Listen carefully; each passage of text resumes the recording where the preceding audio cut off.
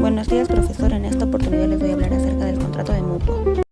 El contrato de mutuo se encuentra regulado en nuestro Código Civil en el artículo 1648, en el cual existe la misma definición, que vendría a ser un contrato mediante el cual el mutuante, que va a ser la persona que va a entregar el bien, se obliga a entregar al mutuatario, que es la persona que recibe el bien, una cantidad de dinero o de bienes consumibles, a cambio de que éste le devuelva otros de la misma especie, calidad o cantidad.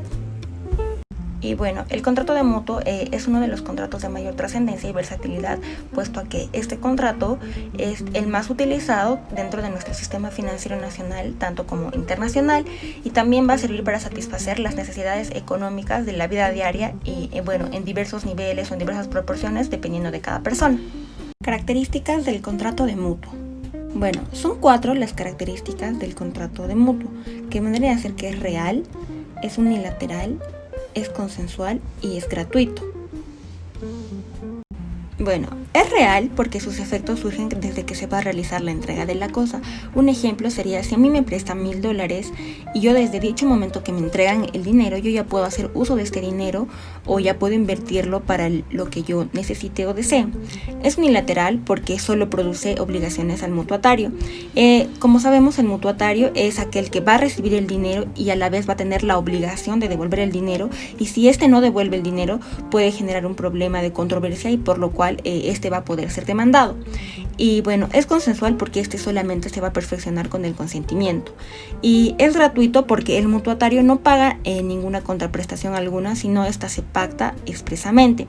Y bueno, también es gratuito porque el mutuatario solo va a devolver el capital, pero si se va a pactar, si se llegan a pactar dentro del contrato intereses, este debe pagarse, y si no se pactan intereses se puede devolver el dinero prestado antes de lo acordado o en plazos establecidos. Elementos del contrato de mutuo. Bueno, el contrato de mutuo básicamente consta de 2 elementos que son los más importantes o fundamentales, por así decirlo, que vendrían a ser el consentimiento y el objeto, ya que sin estos 2 elementos el contrato de mutuo no existiría. Como sabemos, el consentimiento surge cuando las partes, es decir, el mutuante y el mutuatario, se ponen de acuerdo respecto a la cosa o el dinero que se vaya a dar. Y el objeto, que vendría a ser la cantidad de dinero o los bienes consumibles, como ya se dijo antes, que el mutuante se va a obligar a transmitir al mutuatario. Obligaciones del mutuatario. Bueno, como sabemos, en el contrato de mutuo se generan tanto derechos y obligaciones para las partes que intervienen en el contrato. En el caso del mutuatario se han establecido algunas de las siguientes obligaciones. Como podemos observar, el mutuatario debe devolver al mutuante en el término que se ha establecido la cantidad de cosas iguales de la misma especie y calidad que las recibidas, tal y como lo establece el código. Y bueno, la restitución debe realizarse en el plazo convenido. En el caso de que se hayan pactado intereses, también se debe pagar los intereses. Se debe de responder a los vicios o defectos ocultos de la cosa de vuelta. También se debe de responder a la evicción. Y bueno, también se debe de restituir las cosas que se han recibido, como ya se dijo anteriormente. Obligaciones del mutuante. Se han establecido las siguientes obligaciones para el mutuante. Básicamente, el mutuante debe respetar el derecho del mutuatario de retener la cosa consigo durante todo el tiempo o el plazo que se ha fijado o se ha pactado en el contrato.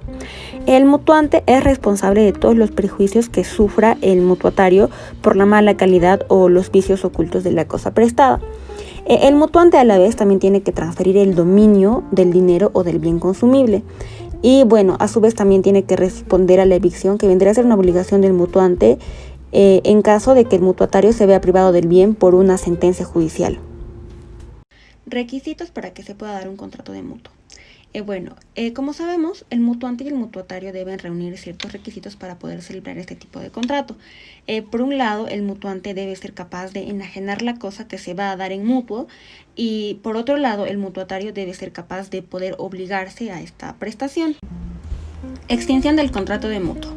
Bueno, el contrato de mutuo básicamente se va a extinguir en caso de que el mutuante o el mutuatario se vean incapaces de cumplir sus respectivos requisitos que ya han sido mencionados antes. Normalmente este contrato llega a su fin cuando el mutuatario ha cumplido con todas sus obligaciones, ¿no? Y ya casi para concluir con la exposición, a continuación vamos a ver un ejemplo acerca del contrato de mutuo.